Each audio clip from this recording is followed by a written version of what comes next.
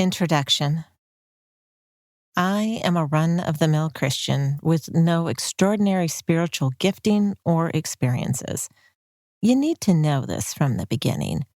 I have little doubt that I am the biggest sinner in any room and have many bullet points listed under the categories of needs improvement and areas of concern.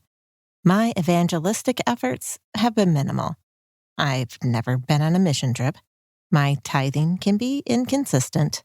I can be snarky, defensive, and full of pride with lame excuses for poor choices. I could easily keep going with these admissions just to convince you that nothing suggested in this book will require more than simple faith. It has taken no small amount of moxie and audaciousness to even attempt to write a book on prayer. During the many times when I have stopped to question whether or not I'm qualified, the answer comes back quickly and clearly from the Lord. You're not, but I am.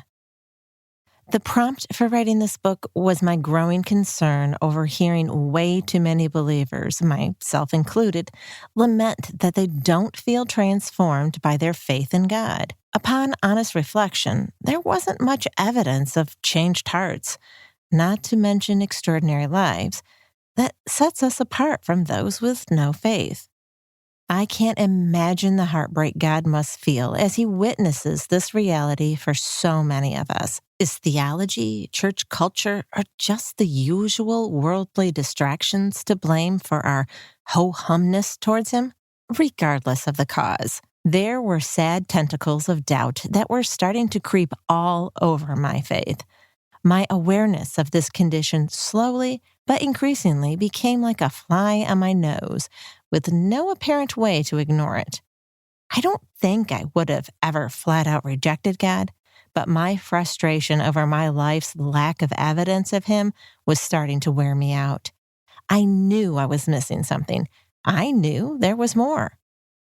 Thankfully, we have a jealous God who not only listens, but also responds. His nudges were the fly on my nose. Through this desperate call for deep heart change inside of me, he began to move. First in prayer times, and then in daily life. I began to understand how desirous he is of an actual, intimate relationship. First, it was this kernel of understanding that our pursuit of a relationship with God must drive the change. The desire to change doesn't drive the relationship. In other words, getting to know God became the goal itself, not my transformation or the means to other goals.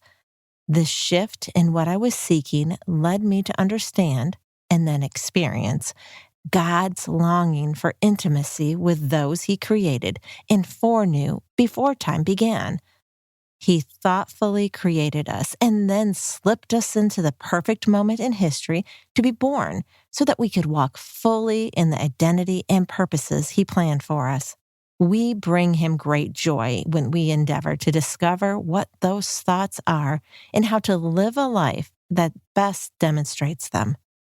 My hope is to convince you that there is no higher purpose in life than to seek intimacy with God, and that this is available to anyone. It is from this intimacy, this longing to know and love him well, that a full, rich, and rewarding life is possible.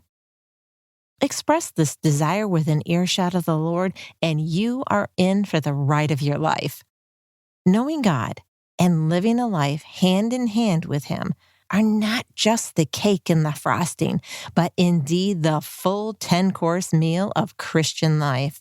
By sharing with you my daily journey through what I call my secret place, I hope that you'll be inspired to develop your own path to begin or deepen your own search for more. Call to me and I will answer you and tell you great and unsearchable things you do not know. Jeremiah 33:3 NIV.